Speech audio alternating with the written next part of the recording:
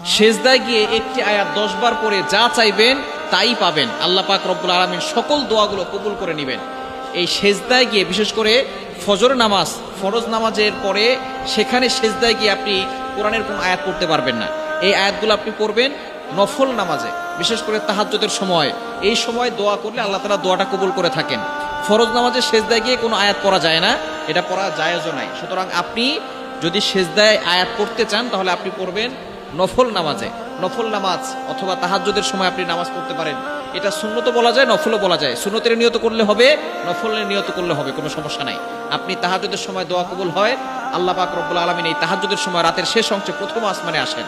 মুয়াজ্জিন 5 বেলা মানুষদেরকে ডাকে, হাইয়া আলাস সালাহ, হাইয়া আলাল ফালাহ, কাম টু দ্য সাকসেস, সফলতার দিকে আসো, কল্যাণের দিকে আসো। কিন্তু একটা সময় এমন আছে যে সময় আল্লাহ তাআলা নিজে প্রথম আসমানে এসে বান্দাদেরকে ডাকতে থাকেন, কার কি লাগবে আমি আল্লাহর কাছে বলো, আমি আল্লাহ তাআলা তোমাদের সকল চাওয়া পাওয়াগুলো কবুল করব। সুতরাং আপনি তাহাজ্জুদের সময় সেজদায় গিয়ে আপনার মনের কথাগুলো বলবেন। অভাবে পড়ে আছেন, বিপদে পড়ে গেছেন, দুশ্মনের আশঙ্কা আছে, ভিসা হচ্ছে না, মেয়ের বিয়ে হচ্ছে না, স্বামী কথা শোনে না, যত ধরনের আপনার সমস্যা আছে আল্লাহর কাছে বলেন। কবিরাজের কাছে যাওয়ার দরকার নাই, আল্লাহর কাছে গিয়ে আপনি বলবেন। সেজদায় যখন মানুষ দেয় তখন তার কপালটা আল্লাহর কুদরতি পায়ে ঠেকিয়ে দেয়। আমরা মনে করছি আমাদের কপালটা কার্পেটে লাগছে, নো, আকরাবু মা ইয়াকুনুল আবদু হুয়া সাজিদ। নবী সাল্লাল্লাহু আলাইহি ওয়াসাল্লাম বলে দিয়েছেন, যখন কোনো বান্দা সেজদা দেয় তখন তার কপাল আল্লাহর কুদরতি পায়ে ঠেকিয়ে দেয়। সুবহানাল্লাহ।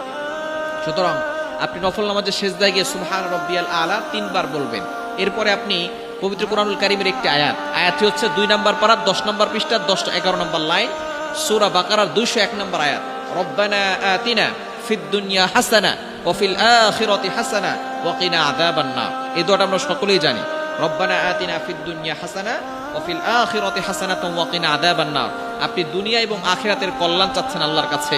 এই দোয়াটা 10 বার পরে এরপর আপনি বাংলায় ও নফল নামাজে দোয়া করতে পারবেন সেজদায়। ওই সময় আপনি আল্লাহর কাছে দোয়া করবেন, আপনার কাকুতি মিনতিগুলো আল্লাহর কাছে বলবেন, আপনার অভাবের কথা, আপনার কষ্টের কথা, যে কষ্টের কথা শোনার মতো কেউ নাই।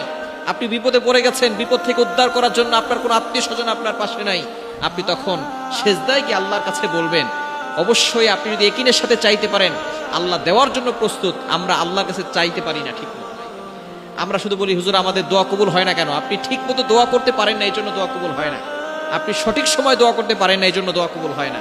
দোয়া কবুলের অন্যতম সময় হচ্ছে তাহাজ্জুদের সময়। আপনি রাতের শেষ অংশে নামাজে দাঁড়িয়ে যাবেন ওযু করে, সেজদায় গিয়ে আপনি আল্লাহর কাছে আপনার কথাগুলো বলবেন, আপনার কাকুতি মিনতিগুলো বলবেন। দেখবেন আল্লাহ তাআলা আপনার সকল দোয়াগুলো কবুল করে নেবেন।